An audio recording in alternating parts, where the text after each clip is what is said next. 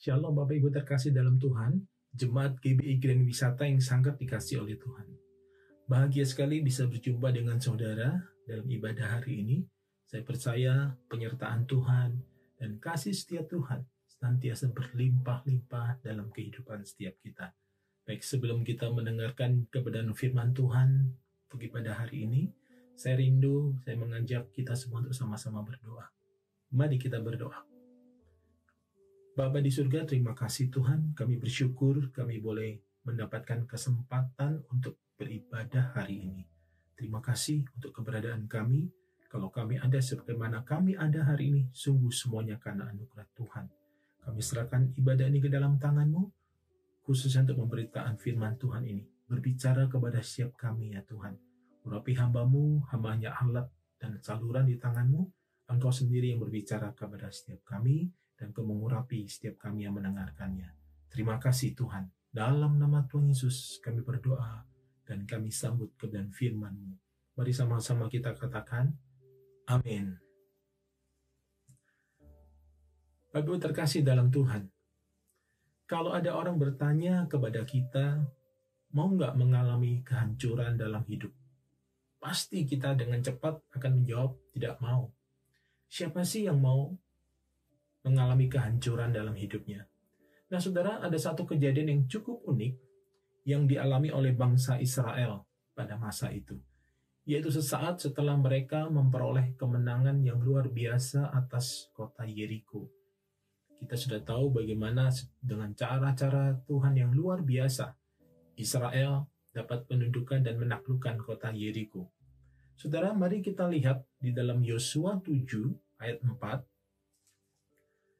Firman Tuhan berkata, maka berangkatlah kira-kira 3.000 orang dari bangsa itu ke sana, tetapi mereka melarikan diri di depan orang-orang Ai. Saudara, tema firman Tuhan hari ini adalah penyebab kehancuran hidup. Firman Tuhan yang baru aja kita baca dari Yosua 7 ayat 4. Peristiwa ini dicatat sesaat setelah Israel mengalami kemenangan atas Yeriko. Yang menarik di sini adalah firman Tuhan berkata, pasukan Yosua ini melarikan diri di depan orang-orang Ai. Mengapa pasukan ini melarikan diri? Apa yang terjadi dengan mereka? Kita lihat di ayat yang kelima, masih di Yosua 7, firman Tuhan berkata seperti ini, sebab orang-orang Ai menewaskan kira-kira 36 orang dari mereka. Orang-orang Israel itu dikejar dari depan pintu gerbang kota itu, sampai ke Shebarim, dan dipukul kalah di lereng, lalu tawarlah hati bangsa itu amat sangat. Nah saudara, kalau coba kita perhatikan, kekalahan ini sangat aneh dan mungkin boleh dimasuk dalam kategori tidak masuk akal. Kenapa saya katakan tidak masuk akal? 3.000 pasukan dikirim, dan Alkitab mencatat yang meninggal hanya 36 orang. Kalau kita hitung persentasinya hanya sekitar 1,2%. Jumlah yang sangat kecil kalau dibanding dengan 3 dari total 3.000 pasukan. Tetapi hanya dengan meninggal 36 orang ternyata mampu membuat orang Israel menjadi, Alkitab mencatat, tawar hati dan melarikan diri. Kehebatan mereka waktu mereka menaklukkan Yeriko sama sekali tidak terlihat. Tidak terlihat sama sekali kehebatan pasukan ini yang menaklukkan Yeriko hanya dengan berjalan mengelilingi tembok kota Yeriko. Nah saudara, mengapa mereka bisa mengalami kekalahan yang tragis ini? Sampai-sampai mereka menjadi tawar hati. Tawar hati kalau menurut kamus bahasa Indonesia adalah hilang keberanian, udah tidak punya semangat lagi untuk menjalani kehidupan. Saudara, menarik untuk dipelajari. Bagaimana kondisi bisa berbalik 180 derajat dengan demikian cepat. Dari seorang pemenang, dari umat pemenang menjadi pecundang. Hilang keberanian, bahkan sampai tawar hati. Saudara, mari kita lihat terlebih dahulu. Apa yang dilakukan oleh Yosua pada saat pasukannya mengalami kekalahan yang tragis ini. Saat pasukannya tawar hati, saat pasukannya kehilangan keberanian. Kita lihat di Yosua 7 masih di ayat yang ke-6. Yosua pun mengoyakkan jubahnya dan sujudlah ia dengan mukanya sampai ke tanah di depan tabut Tuhan hingga petang, bersama dengan para tua-tua orang Israel, sambil menaburkan debu di atas kepalanya. Alkitab mencatat, Yosua mengoyakkan jubahnya. Saudara, mengoyakkan jubah adalah mengoyakkan pakaian, adalah satu tindakan yang umum pada waktu itu, pada masa itu. Untuk apa? Untuk menyatakan kesedihan yang sangat dalam dan juga penyesalan atas kesalahan-kesalahan dan juga atas mungkin dosa-dosa orang lain. Saudara terkasih dalam Tuhan, Alkitab mencatat Yosua sujud, dia datang kepada Tuhan. Dan apa yang diperkatakan oleh Yosua ketika ia sujud di hadapan Tuhan? Ayat yang ke-7, firman Tuhan berkata, "Dan berkatalah Yosua, ah Tuhanku Allah, mengapa engkau menyuruh bangsa ini menyeberangi sungai Yordan, supaya kami diserahkan kepada orang Amori untuk dibinasakan? Lebih baik kalau kami putuskan tadinya untuk tinggal di seberang sungai Yordan itu. Oh Tuhan, apakah yang akan kukatakan setelah orang Israel lari membelakangi musuhnya?" Ayat 9, "Apabila hal itu terdengar oleh orang Kanaan dan seluruh penduduk negeri ini, maka mereka akan mengepung kami dan melenyapkan nama kami dari bumi ini. Dan apakah yang akan kau lakukan untuk memulihkan namamu yang besar itu?" Saudara kasih dalam Tuhan, Yosua sujud.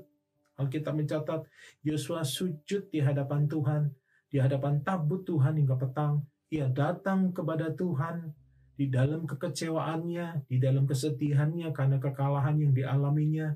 Dalam hal ini Yosua, perhatikan perkataan Yosua. Yosua tidak menyalahkan siapapun. Yosua membuka hatinya dengan bersujud di hadapan Tuhan. Yosua mencurahkan isi hatinya di hadapan Tuhan. Dan ketika Yosua datang kepada Tuhan, kalau bahasa sekarang ini curhat ya. Yosua curhat kepada Tuhan, mencurahkan isi hatinya di hadapan Tuhan. Apa yang dialami oleh Yosua? Apa yang terjadi berikutnya? Saudara, mari kita baca di ayat yang ke-10, masih di Yosua 7. Saudara, ini yang terjadi ketika Yosua datang dan sujud di hadapan Tuhan atas kekalahannya. Ayat 10, "Lalu berfirmanlah Tuhan kepada Yosua, bangunlah, mengapa engkau sujud demikian?" Ayat 11, "Orang Israel telah berbuat dosa, mereka melanggar perjanjianku yang kuperintahkan kepada mereka. Mereka mengambil sesuatu dari barang-barang yang dikhususkan itu. Mereka mencurinya, mereka menyembunyikannya, dan mereka menaruhnya di antara barang-barangnya." Saudara terkasih dalam Tuhan, ketika Yosua datang sujud di hadapan Tuhan, dan Yosua mencurahkan isi hatinya kepada Tuhan mengenai kekalahan yang dialaminya, di sini Tuhan menjawab apa yang menjadi kekalahan daripada umat Israel atas Ai. Saudara, Allah mengungkapkan kepada Yosua, ternyata ada dosa yang telah dilakukan. Ada dosa dalam perkemahan orang Israel itu. Ada perjanjian yang dilanggar. Perjanjian yang mana? Mari kita lihat sebentar di Yosua 6, ayat 16 sampai dengan 19. Yosua 6, ayat 16 sampai dengan 19. Demikian firman Tuhan. "Lalu pada ketujuh kalinya, ketika para imam meniup sangkakala, berkatalah Yosua kepada bangsa itu, bersoraklah, sebab Tuhan telah menyerahkan kota ini kepadamu, dan kota itu dengan segala isinya akan dikhususkan bagi Tuhan untuk dimusnahkan. Hanya Rahab perempuan sundal itu akan tetap hidup, ia dengan semua orang yang bersama-sama dengan dia dalam rumah itu, karena ia telah menyembunyikan orang suruhan yang kita suruh." Saudara, mari kita perhatikan ayat 16 dan 17 ini. Ini adalah pesan daripada Tuhan kepada Yosua pada saat Yosua menaklukkan Yeriko. Dikatakan di sini ayat 17, kota itu dan segala isinya akan dikhususkan bagi Tuhan untuk dimusnahkan. Jadi Yeriko dan seluruh isinya akan dikhususkan buat Tuhan untuk dimusnahkan. Namun apa yang terjadi, saudara? Mari kita lihat berikutnya di ayat yang ke-18. "Tetapi kamu ini, jagalah dirimu terhadap barang-barang yang dikhususkan untuk dimusnahkan, supaya jangan kamu mengambil sesuatu dari barang-barang yang dikhususkan itu, setelah mengkhususkannya dan dengan demikian membawa kemusnahan atas perkemahan orang Israel dan mencelakakannya." Saudara, dalam Yosua 6 ayat 18 ini, Tuhan sudah berfirman, Tuhan sudah mengingatkan kepada Yosua, jangan ambil sesuatu dari barang-barang yang akan dikhususkan itu, barang-barang dari kota Yeriko ini tadi. Bahkan Tuhan juga berkata lebih lanjut, kalau saya sederhanakan kalimat ini, kalau kamu melanggar ini, maka kamu akan musnah. membawa kemusnahan atas perkemahan orang Israel dan mencelakakannya. Jadi jangan kamu ambil barang-barang yang dikhususkan untuk dimusnahkan bagi Tuhan. Karena nanti kalian akan mendapatkan celaka sendiri. Nah, saudara, ternyata umat Israel tidak taat. Orang Israel mengambil barang-barang yang dikhususkan bagi Tuhan ini tadi. Mereka melanggar. Dan dampaknya mereka kehilangan penyertaan Tuhan. Di ayat 12 dikatakan Yosua. Kita kembali ke Yosua 7 ayat 12. Setelah Tuhan memberitahukan penyebab kekalahan daripada Ai. Di ayat 11 tadi kita sudah baca ya. Orang Israel telah berbuat dosa. Mereka melanggar perjanjianku yang kuperintahkan kepada mereka. Nah, kalau kita kembali ke Yosua 7 ayat 12, firman Tuhan berkata, sebab itu orang Israel tidak dapat bertahan menghadapi musuhnya. Mereka membelakangi musuhnya, sebab mereka itu pun dikhususkan untuk ditumpas. Aku tidak akan menyertai kamu lagi, jika barang-barang yang dikhususkan itu tidak kamu punahkan dari tengah-tengahmu. Nah, saudara terkasih dalam Tuhan, ternyata ini yang menjadi penyebab Israel mengalami kekalahan dari orang-orang Ai. Ini yang menjadi penyebab Israel mengalami kekalahan yang sangat tragis, yang sangat konyol dari orang-orang Ai. Ini yang merupakan Israel menjadi umat pemenang, menjadi pecundang. Nah, saudara terkasih dalam Tuhan. Nah, firman Tuhan berkata lebih jelas lagi di ayat 12.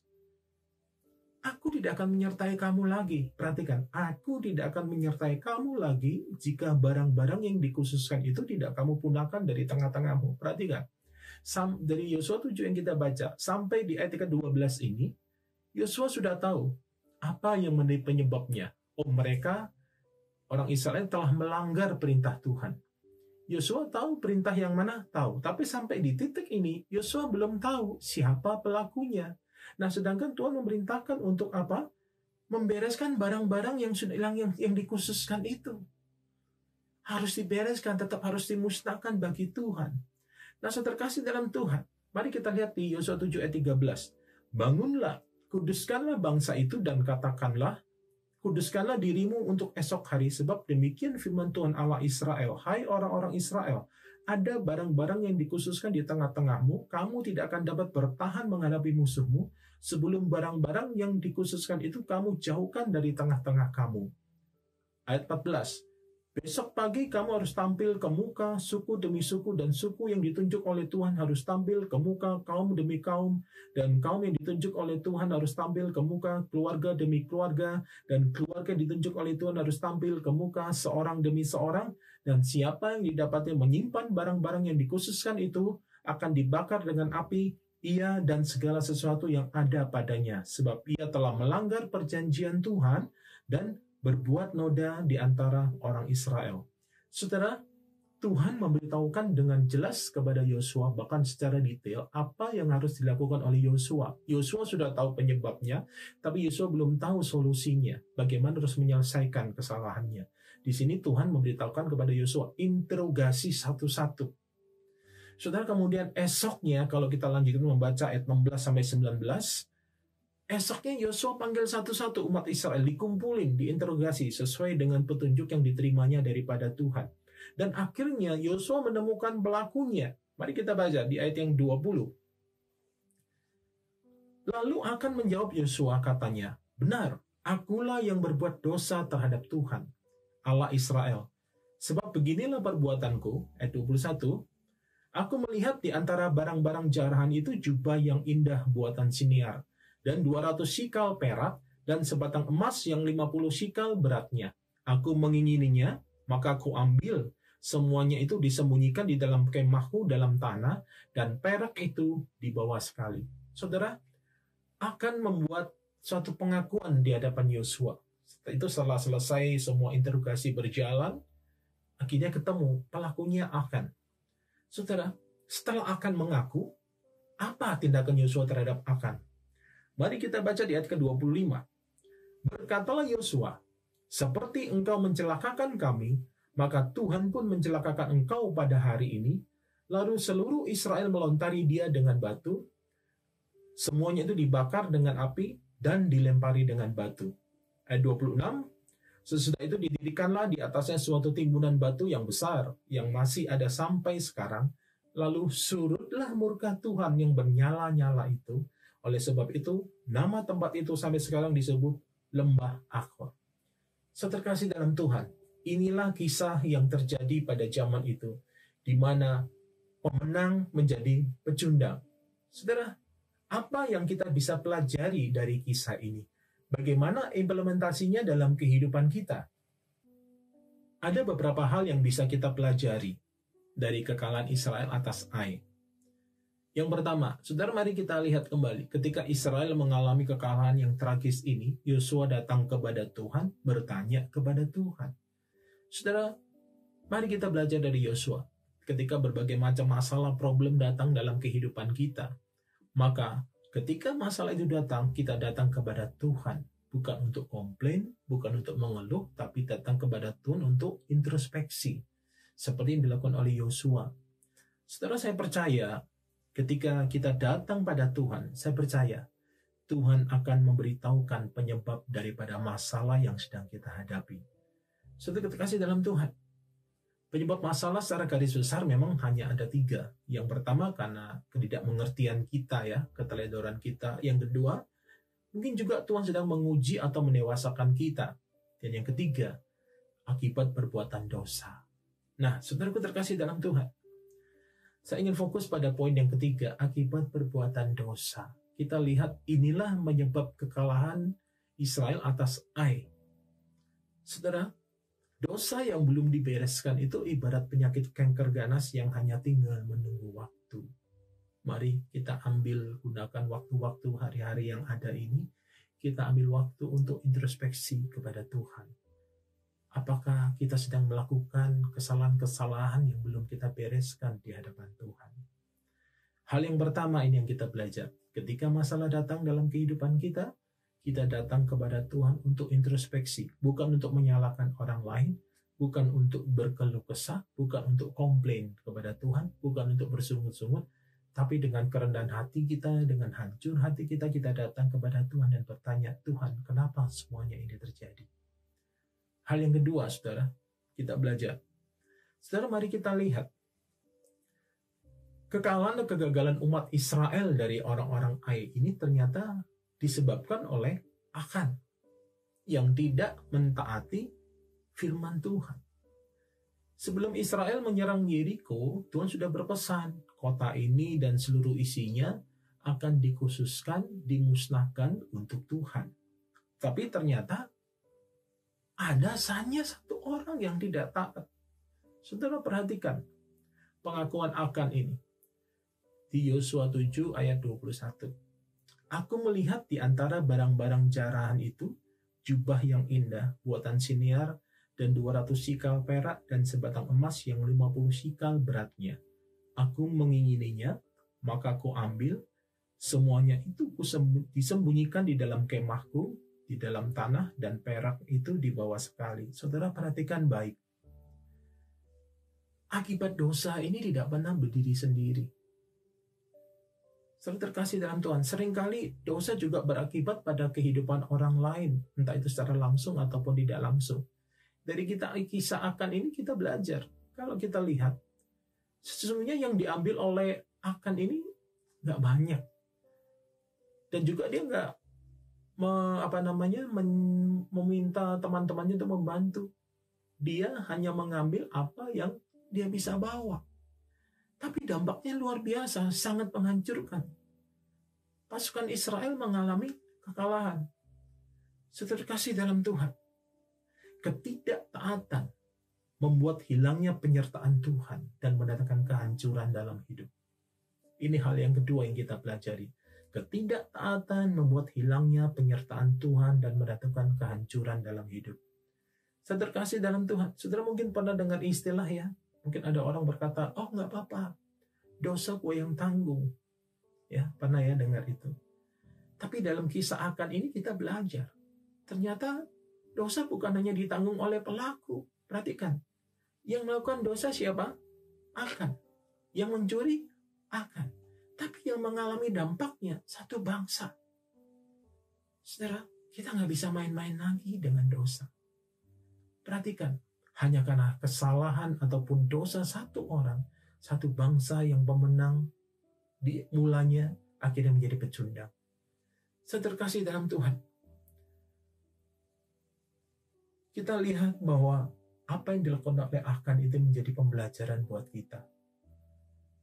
Ketidaktaatan membuat hilangnya penyertaan Tuhan dalam hidup dan mendatangkan kehancuran dalam hidup. Saudaraku terkasih dalam Tuhan, belum terlambat. Kita masih punya waktu untuk menyelesaikan dan membereskan segala sesuatunya. Jangan sampai dosa dan kesalahan yang kita lakukan itu mendatangkan dampak yang buruk buat orang-orang di sekeliling kita. Belajar dari Akan. Ternyata bukan hanya dia yang menanggung, tapi seluruh bangsa itu menanggung kekalahan. Berikutnya di hal yang ketiga, apa yang kita bisa pelajari dari kekalahan Israel atas Ai ini?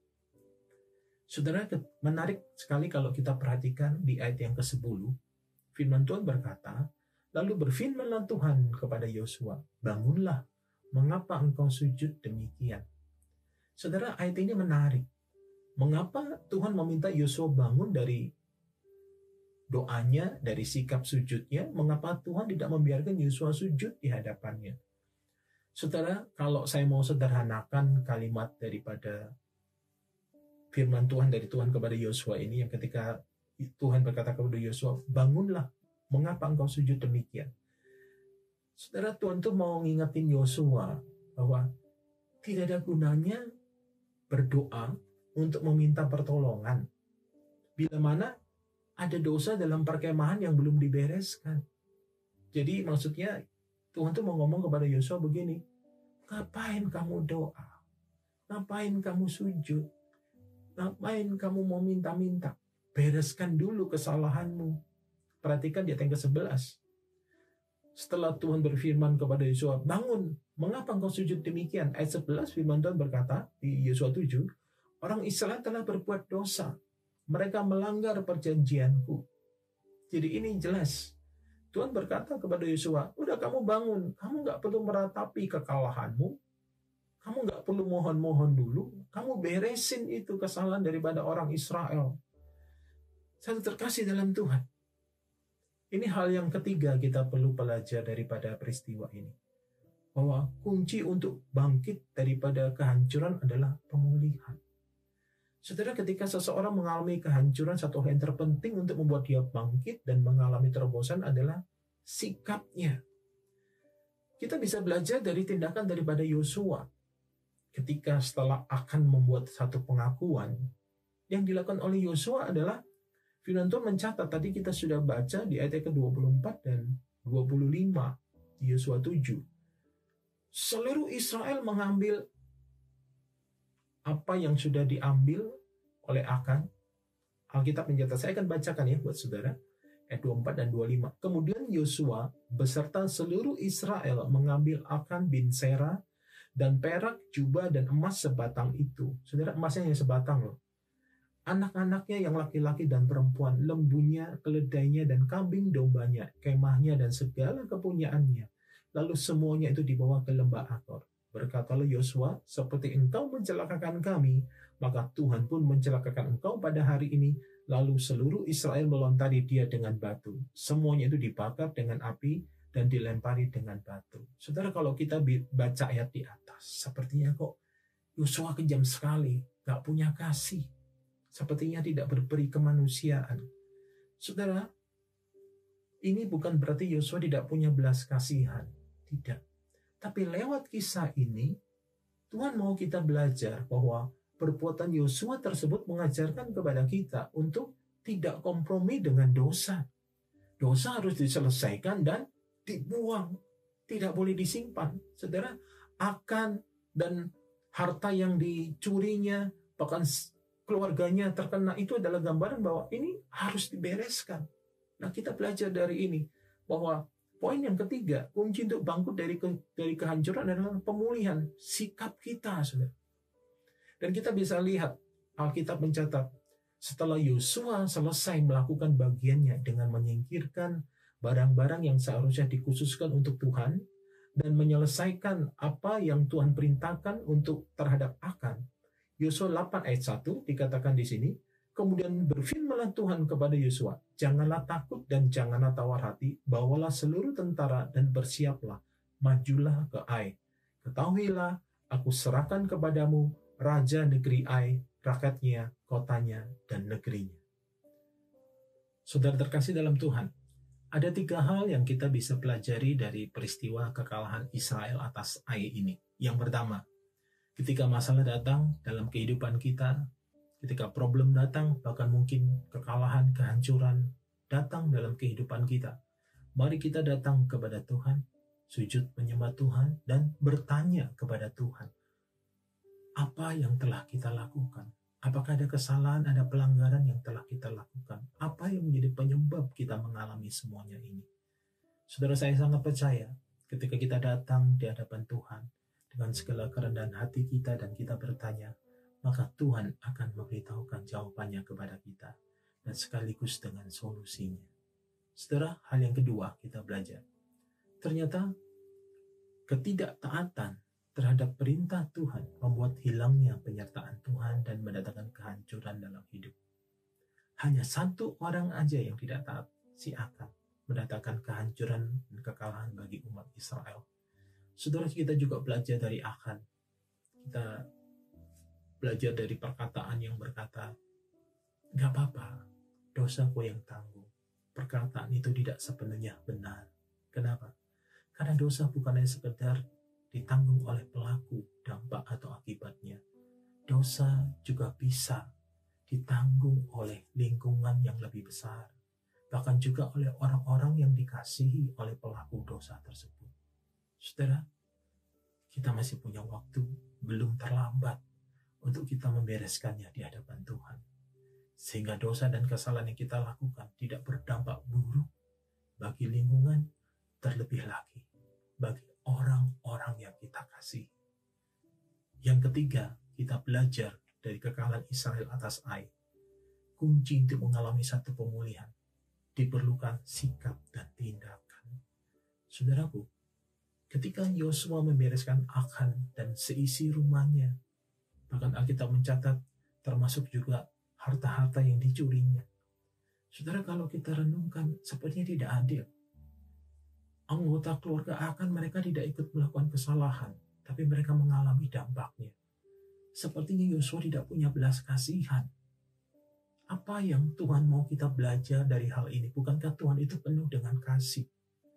Saudara, melalui peristiwa ini, hal yang ketiga, Tuhan mau belajar, Tuhan mau kita belajar bahwa jangan simpan dosa, jangan simpan kesalahan lagi dalam kehidupan kita. Cepat bereskan, saudara. Cepat bereskan dengan sikap dan tindakan. Ketika Yosua membereskan Akan dan seluruh harta yang dicurinya, itu menunjukkan bahwa jangan simpan lagi dosa. Jangan simpan lagi hal-hal yang tidak berkenan di hadapan Tuhan. Saudara, demikian pesan Tuhan untuk ibadah hari ini. Saya berdoa kita semua tidak ada yang mengalami kehancuran dalam hidup kita, tapi kita menjadi pemenang, bahkan lebih daripada orang-orang yang menang. Saudara, mari kita sama-sama berdoa. Bapa di surga, terima kasih Tuhan. Kami bersyukur buat pesan-Mu dalam ibadah hari ini. Terima kasih Tuhan, terima kasih. Hamba bersyukur, hamba boleh taat menyampaikan apa yang menjadi pesan dan isi hati-Mu sendiri buat setiap kami. Ini bukan sekedar buah pemikiran hamba-Mu, tapi ini adalah isi hati-Mu buat kami semua, juga untuk hamba-Mu sendiri. Terima kasih Tuhan, terima kasih. Dan pada saat ini kami berdoa di dalam nama Yesus Tuhan kami. Tuhan, kalau sekiranya ada dosa dan kesalahan yang kami lakukan dan belum kami bereskan di hadapan Tuhan, saat ini juga Tuhan, kami mau bereskan di hadapan Tuhan. Ampuni dosa, kesalahan, dan pelanggaran kami. Dan kalau sekiranya kami tidak menyadari, kami belum menyadari bahwa kami sedang melakukan kesalahan atau kami pernah melakukan kesalahan, saat ini juga Tuhan kami berdoa di dalam nama Yesus. Tuhan ingatkan kami, Tuhan beritahu kami kesalahan dan pelanggaran apa yang telah kami lakukan dan berbuat. Kami tidak mau itu berdampak pada sekeliling kami. Kami tidak mau itu berdampak kepada orang-orang yang kami kasihi. Tuhan, kami mau bertobat dan minta ampun di hadapan-Mu.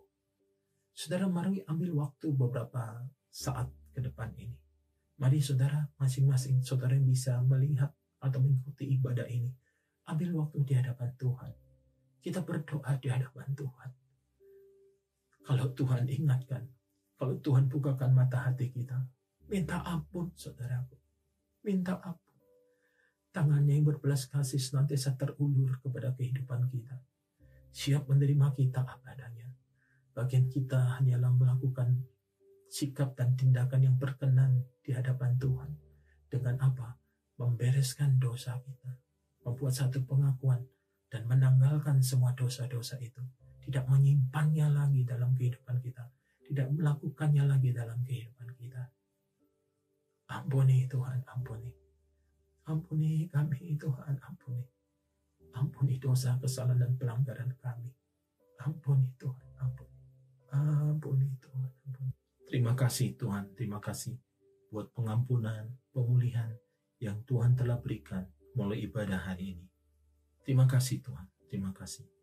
Bapa, terima kasih, hamba bersyukur, hamba boleh taat menyampaikan apa yang menjadi pesan dan isi hatimu sendiri buat setiap kami, juga untuk hambamu. Dan ini bukan sekedar buah pemikiran hambamu sendiri. Terima kasih Tuhan, hamba berdoa, berkati GBI Grand Wisata, berkati seluruh pemimpin yang ada, pengerja dan seluruh jemaat Tuhan yang ada, Tuhan berkati. Semuanya senantiasa sehat dan aman dalam lindungan tangan Tuhan. Pakai gerejamu di tempat ini Tuhan, GBI Grand Wisata, pakai seluruh pemimpin, pengerja dan jemaat yang ada, pakai bagi hormat dan kemuliaan namamu. Di era Pentakosta yang ketiga ini, untuk menjangkau jiwa-jiwa, menyelamatkan jiwa-jiwa di penuaian yang besar, yang terakhir, sebelum Tuhan datang yang kedua. Terima kasih Tuhan, terima kasih. Dalam nama Tuhan Yesus kami berdoa, dan kami telah diberkati melalui ibadah hari ini. Yang telah diberkati melalui pesan dan kebenaran firman Tuhan hari ini. Mari bersama-sama kita katakan, amin. Kita beri tepuk tangan buat Tuhan Yesus. Terima kasih saudara buat kebersamaannya dalam ibadah hari ini. Tuhan Yesus memberkati saudara, sehat selalu, dan senantiasa aman dalam lindungan tangan Tuhan. Sampai jumpa kembali di ibadah-ibadah selanjutnya. Tuhan Yesus memberkati.